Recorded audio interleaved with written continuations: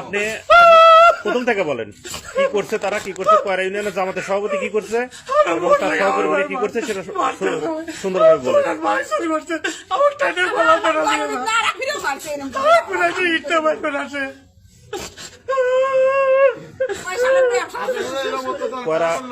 কয়রা ইউনিয়নের জামাতের সভাপতি নুরুল সহ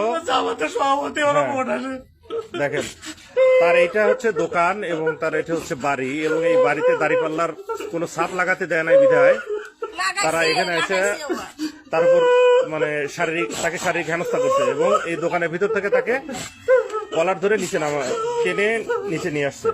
ঠিক আছে, এখন দায়িত্ব আপনাদের, আপনারা কি করবেন?